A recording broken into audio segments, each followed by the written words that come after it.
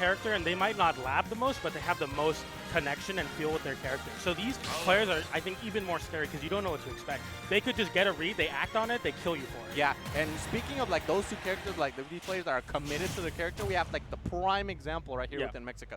Del Rey del Norte, Rox. The king of the North, Rox. And we have against el mismísimo Manny. Manny, one of the prime examples of the Steve talent here in Mexico. And look at that, 48% off of one up tilt, man. It's just, this is the dedication that you were talking about. These players know their characters so well that they tend to get these entrances and they will not let you live off of it. You're seeing already Rox playing very aggressive, being in Steve's space. You can't let him mine for free. You have to get into his space, into his ranges. And I mean, even so, Rox putting on this much pressure. Manny has been showing that his punish is on top, just getting so much damage per opening. There's the forward air into the down B for Rox as he gets an edge guard here. Very good glide from Manny to avoid that situation. The back air comes through but doesn't connect. And now you have Rox just basically taking Manny left and right around Smashville. Give him a little bit of tour of the place. TNT high there, doesn't land with the anvil, has a little bit of pressure on the platform, but Rox getting the back air on the low recovery from Manny. Absolute domination after that 70% that Manny put on with the first combo. And it's just very difficult to see like overall situations where Sheik tends to get these first kills, right? Yeah. Like we generally see Sheik struggle within the situation like, haha, obligatory, let's get that out of the way. Sheik doesn't kill Comet for this hit, But it's not only that, but Rox, like he can weave and craft these ways until he gets like these small confirms. Like we saw it a moment ago, he actually confirmed forward air into bouncing fish, right? Yeah. So it's not a lot of situations where you see that happen, and then these exploits, like, okay, you left a little bit of space within your combo and you want to overextend, I'm going to catch you right here. Gets you with an anvil. Manny taking that first stock from Rox, but now it's a little bit of a battle of attrition, I would dare say, to who is going to get this advantage foremost now, because this combo, that jab combo, is deadly for fastball. It's so scary as Sheik here to be playing against Steve, a character that combos you very, very well, has some block edge guards that are scary to deal with, and also just having insane damage output. So very fortunately for Rox, seems to be very on top of this matchup, playing very, very pressure heavy. Getting the forward air there, the block, going to send him back off stage. The back air comes through for Manny, and now for the first time having a very significant lead as the diamond turns into a pickaxe and the back air takes it. Very, very strong start for Manny here as he's up 2 stocks to 1 and eats an 18% minecart. Every little mistake you make against Steve is just so much damage, and as a character that struggles sometimes to get some percent, it's very, very hard to take trades like that, but Rox finding an up smash on that up B. I feel like so far Rox has been very good at punishing that Elytra from Steve. Yeah, I wouldn't say like it's linear because of course you can like weave around it and things like that. But the thing is, Rox has some practice within this matchup, so he can generally tend to understand how the players want to go for it. And oh my god, a 5-hit combo all for 22%. Jesus Christ, this character sometimes. Within the right hands, they can make it look so broken. They can make it look so broken. Talking about like Rox exactly, Mr. R, Void. That's all the Sheik mains. I'm sorry, all the Sheik mains that there are in the world. But like, yeah, you see them and it's just like so good, and one grabs it for themselves. Like this character can't kill. This character can't do anything, right? But the way that they're so played with their tools, with the frame data and everything like overall, is just so good. Like the way that Rox is doing right now, even though he is within the verge of the ledge right here towards the left side, we see how Manny gets forced to recover in a way. That setup is so deadly sometimes, especially with the shield as small as Rox is right now. Fortunately being able to get out of that situation, but just going in, roll forward smash. Steve special goes in and gets the kill. He just disappeared. No, gone, dead, disappeared. Where did he go? Rox, yeah, I mean, hitting a lot of buttons towards Steve in the corner, and sometimes all you need to do is roll behind F smash, and that's going to be able to take it for Manny. I think so far you're seeing just Manny outputting so much damage on every neutral interaction, and Rox is having the right idea of pressuring Steve. It's just slight overextensions that are costing so much, and that's kind of the difficulty against fighting Steve in general. Is if your character is fast and can rush down, you have to know when to put pressure on to avoid them mining, but also retreat and take space and say, you know what, I'm going to let you do your thing for a second, because if I get hit by one of these moves, it's going to do as much as 6 of my moves. So you have to be careful, especially if you have less damage output than Steve. And that's what you're seeing here is Manny is not maybe winning as much neutral, but is hitting so much harder. Yeah, this is like a very similar matchup whenever we see like players like characters like Sheik and things like that playing against like grapplers, right? Yep. Like, yeah, you can calm him into oblivion, but if I touch you once, you're dead. And the thing is, he can do that constantly as soon as he starts upgrading his tools. Like Yeah. And that's obviously something that Rox knows quite well, which is why he immediately adapted. We saw just one needle thrown out right there to disrupt Manny from continuing with the mine, but it doesn't seem like he doesn't care so much about that, because look, right now, 50% on him after just a couple of interactions. This is what we were talking about. Like, look, all this not even going to do half of what he did. Yeah, it's crazy how like the damage differential is so large in the favor of Steve that you can actually just take a bunch of damage and fish for what you want, because eventually you're going to find a way to do massive amounts of damage. Gets a footstool anvil there, swats away with the forward air. The pressure for Manny, he doesn't have any worry in the world. You try to take the platform, you get back aired for it. You have nowhere to go here. Don't come near me. I get iron tools. Finally, Rox finds a way and hits the minecart away, and no more iron because of the crafting there, so the anvil is gonna, this is kind of the opportunity here for Rox. No anvil, no minecart for disadvantage. You need to push this if you're Rox. Yeah, and the thing is, a lot of players tend to struggle to identify when is that you have to push against Steve. And the thing is, the iron right there finally is gonna mine up and he's gonna get that diamond, and next opportunity he gives him, he's gonna be able to get those diamond tools. I tend to call it like pocket arsene, something that's very, very normal here with the Mexican call it, because that just the fact that you get hit by one of those pickaxes, you're going to get a lobotomy right there. Ooh, goes in for the jab forward smash. Not quite going to be the option to look for right here. So Rox was able to get the guy out of it. But now, as he struggles to recover that back here, DI de compás, that's what we call like friend DI. It wasn't the best. Homie DI, right? Homie DI. DI de compaso, which happened. But look at Manny, just even though he just lost the stuff, Relentless ended off. 38% from Rox, a good open up into the bouncing fish. That's where you're gonna, that's the ender you want when they're at lower percent. I mean, you get so much more damage going for that down B. And you're seeing Rox here just trying to contend underneath that platform, gets the nair into dash attack, trying to put on pressure. Manny finally taking a high recovery that works out. Rox, though, on top of it. Just with the speed of Sheik, can occupy so much space at all times. The burst range is so much more in the favor of Sheik. So this is where, as Rox, you want to push that advantage. But it's so hard when Manny is so willing to swing out of the corner. Every opportunity, oh, you're getting into my zone, I'm just going to swing at you. And it's working out for Manny so far with a slight percent lead, leads into a forward air, though, sends Rox off stage once again, and rolls into the corner. Rox in a very peculiar spot as he's between two blocks, but finally gets out, gets a forward tilt into the up air. No kill. Oh, the bouncing fish reads the block high, and that's going to be Rox with a stock lead. That's something that Manny's been doing quite a lot. The ammo immediately ties things up.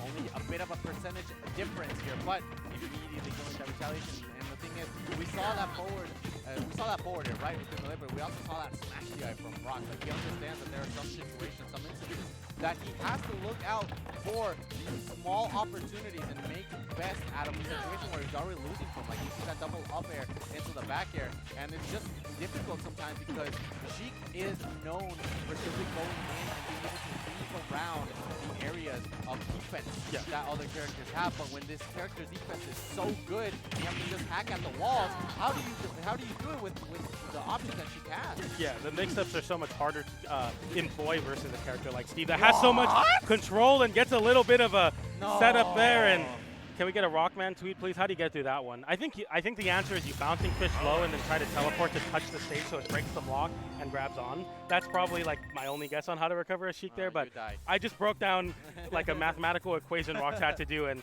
yeah, you get hit by minecart. Yeah, I know. It's like, bro, I have to. How do you decide that? Yeah, like you don't. Yeah. Like, that's the thing. That's what like a lot of people like tend to say like, oh no, this is what you should have done. Yeah, you have half an hour of analysis. Try doing that in a split second. Yeah. I mean, even the time it took for me to like make the joke, that the whole time I'm thinking like, how do you get through that block setup? And that's kind of the difficulty that you have to face versus Steve in this current meta is like, you need to make very, very fast decisions. They're coming in with a lot of setups and a lot of ways to gimp you and take your stocks early. You need to come in with a lot of very fast thinking. And Rox is a great player, but some situations like that is just very, very difficult.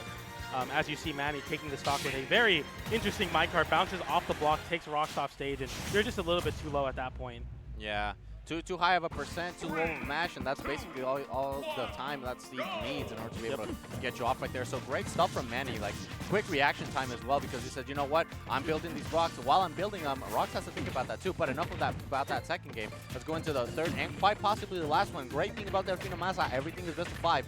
So It's really, really good right here. And this is what I was talking about. A couple of interactions. We see just 2 forwarders, backers, anything like that, and already tying things up. But the thing is, look at the way that Rox is getting back onto the stage. I wouldn't say like he's tilted, but he's getting very desperate because he flew straight into Steve's zone on 3 occasions, got punished for it, and he's paying the consequences of overextending a little bit too much. Yeah, I mean, it's definitely going to be mentally taxing when you put Steve in disadvantage, you win a couple neutral interactions, and they do more damage than you in one combo. Yeah. So it's something where it's like you have to be very strong in your mental to be like, you know what, it's okay. I might not be doing as much damage, I might not be as threatening, but I can continue to win neutral. And you're seeing Rox is the one to push the advantage and trying to force interaction when you're down a stock. It's just so risky versus Steve, who does so much damage off of a single mistake, gets side beat into the forward air, and now you're in a really, really bad spot. Finally is able to air dodge through the up smash to get a little bit of pressure on Manny's recovery. Goes for a forward smash at the ledge, gets the pickup anyway. Rox going very deep and doesn't find anything, and it's just looking very, very rough so far. A very versatile recovery, the one that Steve has, which can also really help you out a lot. Yeah, breakdance on him, that's going to take the stock. But now, look at how the decision making is basically on a split second, right? You get that drag down, you go for the down smash, and then you're able to get that stock. But look at the situation which Manny's in. That, not only that, the fact that he just lost 1 occasion, now it's going to fortify Steve so much. Like, it really boils down to, I have to make sure that he manages his resources, but if I lose once, I have to start all over again. If I choose one incorrect option, I have to start all over again, because now he has all the options that he needs in order to be able to minecart me, anvil me, kill me, take care of me. He has his retirement fund already ready, like he has his 401k. The 401k's ready. Yep. It's 1-for-1 match by his employer. I mean, it's just looking really, really rough. And everything is set up, and sometimes those scrap situations don't go in your favor. It's smart to, I think it's an okay stage to go smash go, but sometimes you just don't, it doesn't work out in your favor. These scrap interactions are so difficult to deal with, especially against Steve. Now the material pressure is on Manny here, as he has very little resources to work with, but has 1 or 2 anvils in the back pocket.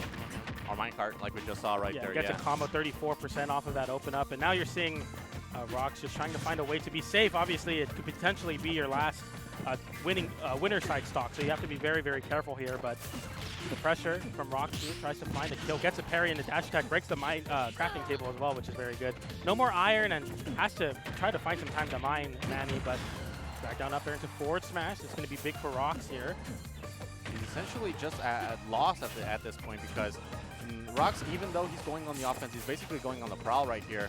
Oh, he's going to be able to make it. Wow, great labbing right there. And this is what I'm talking about. Like, just one instance is all you need to be separate right there from Steve. That's going to cost you an instance notice where he's just going to be able to mine things up again and just replenish the materials, which is why Rox is actually going on a very, very relentless offense, I would dare say, up until the point where it's just basically Manny just struggling. Constantly outside, finally going to be able to do that. But this is what you were mentioning, those scrap interactions, that little stray percentage that Rox is going to take is actually going to start to take a toll on him. Yeah, you're at 74%. You're kind of on your way out of a stock, so you have to be very, very precise with your Rox. And if any character is going to be good at weaving in and out of the threat ranges that Manny or Steve can put up, it's going to be Rox. Gets a downer there, almost sends him off stage. Very good DI from Manny, but the jab into back air, not going to be able to take it because of gold, and now has an opportunity to set up a ledge setup.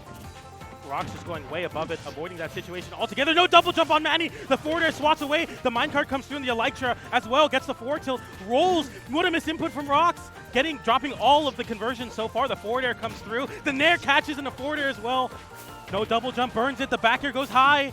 Another recovery. One more instance for Manny. Gets nared. Bouncing fist misses. He double jumps. No way. The uppy catches. Rox takes the game. Oh my goodness, what an interaction. What a scramble as well. Oh my goodness, that's how you edgeguard Steve. Well, just going everywhere at once. Rox was on fire within that last interaction. He was losing throughout that whole game. And in a moment's notice said, you know what? I'm not losing. I do not want to lose. And the King of the North wears the crown appropriately for the moment. And if there's any moments where he has to wake up, it is now. He understood. He knew where Manny wanted to recover based on his instance and based on the material, based on his patterns from time before. And that's when he said, you know what? Download complete. I know how to edge guard this character. I'm going to be real with you. That timing on that up B was a little bit too close for comfort, right? But I mean, in the end, ahora sí, like we say in Mexico, si jala, no lo arregles. Sometimes it just happens like that, and Going into game number 4 here as Rox is able to find a game in this set. Sometimes you're just too angry to die, is what I like to call it. Sometimes the hatred in your heart powers your soul to get a win over Steve. And hey, Rox, coming in already. I like this region because you guys just don't always go PS2. I'm seeing like a lot of stage variety. And you're seeing here all the games on Smashville. It's very interesting to see. We hardly ever do see this as a stage that both players agree on. It's usually a counter pick. So it's good to see a little bit of Sheik Steve on this stage. Like, it's been something that one of our commentators, right, Sheik, has actually been going a lot for, saying, like, you know what, just encouraging a lot of stage banning and things like that, especially right here, because look at these interactions. Like, Rox knows that this stage favors him a little bit more because of the way that his up smash works. Like, he can get a tipper up smash quite easily right there at the beat of his opponent. But at this point, it's more so just a little bit of being a little bit more comfortable with how both of these players play, basically, right? Because we saw that Manny, like, it was his counter pick and he just went straight back to Smashville, right? So I do think that there's going a little bit of like bans and things like that, but look at the way that Rox is also just going around those small or very large walls, I would dare say right there. He just goes in with his projectiles and has to put the pressure on because he does not want to let Manny mine. He noticed that within his last game, the less materials that he had, the better. But how do you get reverse edge guard and die off of the opposite side of the screen, bro? Like, how? Hey, you know what? Rox is living and dying by the sword of these edge guards, and unfortunately there, it doesn't work out. I mean, the minecart just being so strong, the back air is going to be able to take it. If not for anything, Rox having this very, very strong flowchart on Steve's recovery is so important here. And you're seeing Manny employing some mix-up, placing blocks on the far block barrier, just trying to find a way to mix up the recoveries, but Rox seems to be very on top of not only when to swing, but when to re-grab ledge, when to get back on stage and try to put pressure through that. So you're seeing a very good display on how to edgeguard Steve as a character like Sheik, and you're seeing Rox's game plan just being that of, I'm going to send Steve off stage and play this edgeguard because I might not be doing a lot per hit, but I'm getting a lot of hits on these edgeguards. Triple, quadruple forward air, 54%, and has to go back to the ledge there, but still has the corner to Manny. Manny can't seem to get out of anything here. Doesn't find the roll read. That's going to be some big damage. No, not quite. Rox just getting an immediate nair out, and you know, you're at 70% here. The back air trades with the forward air, very scary, but a bouncing pitch catches the Elytra. Rox with another edge guard weak hit. Back air sends once again, not a kill. The back air is so stale at this point. The up B doesn't come through the down air. Rox is just trying to find any way to get a kill, but it's so stale at this point. Oh, he finally able to do so, and that is one more stock right here. We noticed how Manny was very, very dominant within the first 2 games. Just had a very good knowledge of how to keep Rox at bay, but the moment that Rox found that crack in his defense, it just simply slithered his way into Manny's comfort zone and said, you know what, this isn't a comfort zone anymore. This is me. This is the Rox zone. Now it becomes very, very harsh on him. You can see like these little interactions that he has within the edge guards. We saw that nervousness. He said, I really don't want to lose this, that stage control, that control overall that he has within the match, and that little just break in his, what was this, a concentration, I would dare say, like that's really what caused him to have a problem right there. No tech on that block, a little bit of an awkward timing, one would dare say, but now we see Rox just simply go on the offense once more. We've seen this iteration time and time again, in which Rox has Manny right there on the ropes without any material. Oh, no, double jab into forward smash. That's big for Manny. Now Rox is the one in the corner, jab into back air. And you have the gold on hand, so your mining is going to be a little bit easier here. Going to repair to get a sword back. A diamond's on deck now, 83%. This is your win condition, and has an opportunity to craft. No, just goes for more resources. Gets another gold for a powered minecart. Rox with a forward throw off stage, and up smash comes through, no tipper. Good read though.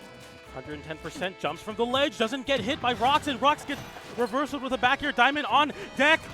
The crowd, the Manny supporters, they now realize this is a big opportunity to close out the set for Manny. The anvil comes through, the back air doesn't connect. Rox has to make this corner pressure count. But jump back to the platform. I mean, even though you're on the platform, you're not quite safe. Rox with a down throw. Doesn't get, gets an air dodge coverage with the forward air. It's just so hard sometimes. It's just so hard to be able to maintain just overall concentration and just the inner focus. I would dare say, catches the jump. Not enough at 111. Not going to be enough. And he's still within this. He's still in this. Goes in for the explosive right there. The minecart. Oh, it hit him in the toes, bro. Hit him in the toes, and that is going to be it right here. Manny with the win on Rox. And that, you can see him popping off right there. He knew how much this meant for him. And man, just a great way to end it. Manny cannot believe himself. He just took down the King of the North in order to qualify to top 32, PJ. That is just impressive, and just the display of emotion on here is just, wow. The King of the North Slayer, Manny Bolton. Yeah. I mean, very, very good stuff from Manny to take it with the Steve there. You saw kind of the game plan from Rocks is very pressure heavy, continue those edge guards, and unfortunately there didn't work out for him, as it's just so difficult to play like that where you rely so much on getting those edge guards. And it happened, the first stock of game 4 was taken by missing an edge guard and losing a stock for it. Yeah. And I feel like that's kind of the motif of the entire set of, like, if Rocks messes up the game plan, it just becomes so much harder and you get reversal so hard. And unfortunately there, Rocks unable to make that reverse 3-0 comeback, but still took a game.